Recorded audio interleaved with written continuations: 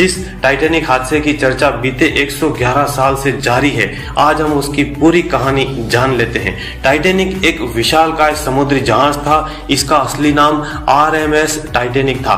इसे लेकर कहा जाता है कि जहाज को ईश्वर भी नहीं डुबा सकता है। इसकी लंबाई 269 मीटर थी और ये स्टील से बना हुआ था। इस पर करीब 3300 लोगों के ठहरने की सुविधा थी, जिसमें चालक दल और यात्री भी शामिल है। हालांकि जब ये ब्रिटेन से अमेरिका की तरफ जा रहा था, तभी अटलांटिक महासागर में रात के वक्त एक हादसे का शिकार हो गया, जिसने जहाज को कुछ घंटों में ही डुबा दिया। आज भी इसका मलबा वहीं पर पड़ा है, इसे निकाला नहीं जा सका। हालिया घटना में शामिल लोग इसी मलबे को देखने के लिए गए थे। टाइटैनिक को लेकर कहा जाता है कि इसका डिजाइन कुछ ऐसा है कि अगर एक कमरे में पानी भर जाए तो दूसरे कमरे को डुबाया नहीं जा सकता। हैरानी की बात है कि जहाज डूबने के इतिहास में अव्वल स्थान हासिल करने वाले टाइटैनिक का प्रचार करते वक्त कहा गया था कि इस जहाज को ईश्वर भी नहीं डुबा सकते। वजह यह है कि इसमें कई तहखाने थे, जिन्हें वाटर टाइट दीवारों से बनाया गया था। कहा गया है कि तहखाने की 2 कतारों में पानी भरने की स्थिति में भी ये जहाज नहीं डूबेगा। अब इस पूरी कहानी को हम कुछ सवालों के जरिए जानते हैं।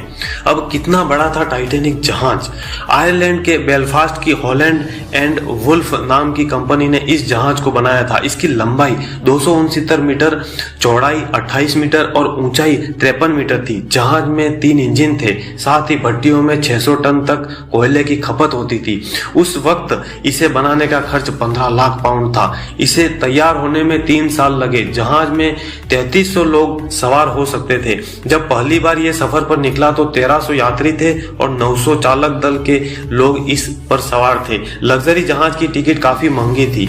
उस वक्त फर्स्ट क्लास की टिकट का दाम 30 पाउंड, सेकेंड क्लास का 13 पाउंड और थर्ड क्लास का 7 पाउंड था। अब दूसरा सवाल है कि कब और कहां डूबा था टाइटैनिक जहाज? तो टाइटैनिक जहाज हादसे से कुछ महीने पहले की बात है, जब ग्रीनलैंड के एक हिस्से में ग्लेशियर का 500 मीटर का टुकड़ा उससे अलग होकर यह हवा और समुद्र के जरिए दक्षिण की तरफ जाने लगा था। फिर 14 अप्रैल तक 125 मीटर का हो गया था। साल 1912 की 14 अप्रैल की उसी रात को इसकी टाइटैनिक से टक्कर हो गई और फिर 4 घंटे के भीतर ही जहाज डूब गया। तब जहाज की रफ्तार 41 किलोमीटर प्रति घंटा थी। वो इंग्लैंड के साउथहैम्पटन से अमेरिका के न्यूयॉर्क शहर की तरफ तेजी से बढ़ रहा था। घटना के वक्त इसमें 2200 लोग सवार थे। हादसे में 1500 लोगों की मौत हो गई थी। इसी आज तक का सबसे बड़ा समुद्री हादसा कहा जाता है। ब्रिटेन और अमेरिका की सरकारें इसे हादसे का कारण जानने के लिए जांच करवाई थी। तब हिमखंड से टकराना ही इसकी वजह बताई गई थी और हादसे में मरने वाले लोगों के रिश्तेदारों का कहना है कि समुद्र में स्थित इस जगह को छेड़ा नहीं जाना चाहिए। ये उनके रिश्तेदारों की कब्रगाह है। मेरे मित्रों, अगर आपको यह वीडियो पसंद आ रहा है तो वीडियो को लाइक करें, चैनल को सब्सक्राइब करें एवं यह वीडियो पसंद आ रहा है तो कमेंट बॉक्स में यस जरूर टाइप कर दें, अभी कर दें। तो मेरे मित्रों, तीसरा सवाल उठता है कि कहाँ मिला था जहाज का मलबा? तो टाइटैनिक जहाज का मलबा सितंबर 1985 में मिला था। यह समुद्र तल से 2600 फीट नीचे अटलांटिक सागर में है। इसकी तलाशी का काम अमेरिका और फ्रांस ने किया था। अमेरिकी नौसेना ने इस काम में अहम भूमिका निभाई। जिस स्थान पर मलबा मिला वो कनाडा के सेंट जॉन्स के दक्षिण में 700 किलोमीटर दूर और अमेरिका के हैलिफैक्स से 595 किलोमीटर दक्षिण पूर्व में है। जहाज 2 टुकड़ों में मिला था। दोनों एक दूसरे से 800 मीटर दूर पड़े हुए थे। आसपास भारी मात्रा में मलबा पड़ा हुआ था। अब चौथा सवाल उठता है कि क्यों डूबा कभी न डूबने वाला ऐसा टाइटैनिक जहाज? तो इस जहाज की टक्कर एक विशाल हिमखंड से हुई थी। उस वक्त ये तेजी गति से अटलांटिक सागर को पार कर रहा था और हिमखंड से टक्कर के बाद जहाज डूब गया। इसमें पानी भर गया। जिन वाटर टाइट कंपार्टमेंट्स की बात कर रहे थे वो दीवार जो थी वो सुरक्षा कवच मतलब बिल्कुल ही नष्ट हो गया। करीब 5 वाटर टाइट कमरों में पानी भर गया। ऐसा कहा जाता है कि उस वक्त का स्टील जो था वह मजबूत नहीं था। जब जहाज की हिमखंड के साथ टक्कर हुई तो उसका ढांचा बदल गया और दरवाजे बंद ही नहीं हो पा रहे थे। उसका ढांचा एकदम से चेंज हो गया था। और 5वां सवाल है कि तमाम कोशिशों के बावजूद भी आखिर क्यों नहीं रुका यह हादसा? ऐसा कहा जाता है कि जिस दिन टाइटैनिक ने अपना सफर शुरू किया था उससे कुछ दिन पहले एक अन्य जहाज ने अटलांटिक सागर को पार किया था। तब उसने 12 अप्रैल यानी हादसे से ठीक 2 दिन पहले टाइटैनिक को वायरलेस मैसेज के जरिए हिमखंड की मौजूदगी की चेतावनी दी थी, लेकिन यह संदेश कभी टाइटैनिक तक पहुंच ही नहीं पाया। हालांकि चेतावनी देने वाला यह जहाज खुद भी 6 साल के बाद 1918 में पहले विश्व युद्ध के दौरान समुद्र में डूब गया था।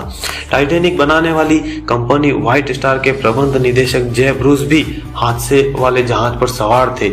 वो यहां से निकली आखिरी लाइफ बोट में मौजूद लोगों में से एक थे। उन्होंने बाद में अमेरिकी सीनेट से कहा था कि हिमखंड से टक्कर के दौरान वो सो रहे थे। उन्हें कैप्टन ने बताया कि जहाज का डूबना लगभग तय है। इसके अलावा जहाज के हिमखंड के टकराने के दौरान ही उसमें मौजूद टेलीग्राफर्स ने खतरे वाले सिग्नल भेजने शुरू कर दिए थे। जिन लोगों तक सिग्नल पहुंचा उनमें ऑर्थर मूर शामिल थे। तब वो 4800 किलोमीटर दूर साउथ वेल्स में अपने घर पर बैठे हुए थे। उन्होंने घर के रेडियो स्टेशन पर ये सिग्नल पकड़े। वो अगले दिन 15 अप्रैल को पुलिस स्टेशन भी गए, लेकिन उनकी बात पर कोई भरोसा नहीं कर रहा था। वो इस जहाज को वक्त पर डूबने से तो नहीं बचा सके, लेकिन वो उन लोगों में से एक थे जिन्होंने मलबे की बाद में तलाश भी की थी। ऑर्थर ने सोनार तकनीक पर काम करना शुरू कर दिया था। अब इस मलबे में जंग लग चुका है। बैक्टीरिया और दूसरे कीटाणु इसे तेजी से खत्म कर रहे हैं। जानकारों का मानना है कि वो दिन दूर नहीं जब टाइटैनिक का अस्तित्व ही इतिहास बनकर रह जाएगा। मेरे मित्रों, मैं तो यही कहूंगा कि क्या भरोसा है इस जिंदगी का, साथ देती नहीं है किसी का। सांस रुक जाएगी चलते चलते, शम्मा बुझ जाएगी जलते जलते। मेरे मित्रों, कितनी भी बड़ी से बड़ी सुविधाओं से घिरा हो, बड़ी से बड़ी सुरक्षाओं से घिरा हो और दुनिया के सबसे बड़े डॉक्टरों के बीच में घिरे होने के बावजूद भी लोग वहां से मौत उनकी हो ही जाती है, वे मृत्यु को प्राप्त हो जाते हैं। और ऐसे भी लोग होते हैं जो जिनको छोटा मोटा बुखार आता है तो उसमें भी उनकी मौत हो जाती है। और ऐसे भी हैं हमारे देश में जो जवान आर्मी के जो युद्ध लड़ते हैं युद्ध भूमि में, तो कभी कभी उनको 20-25 गोलियां लगती हैं, तो ऐसे में भी कोई सैनिक बच जाते हैं। तो मेरा यही कहना है कि हमें हमारे कर्तव्य का पालन करना चाहिए। जब मौत लिखी होगी तो अवश्यंभावी मौत आ जाएगी, तो हमें निश्चिंत होकर के जीना चाहिए, निर्भीक होकर के जीना चाहिए। मेरे प्रिय मित्रों, अगर आपको यह वीडियो एक मित्र की तरह पसंद आ रहा है, आपको एक मित्र की तरह मदद कर रहा है, तो कमेंट बॉक्स में बताएं कि अगला वीडियो आपको किस टॉपिक पर चाहिए। वीडियो के जरिए मैं आपकी मदद करने का पूरा प्रयास करूंगा।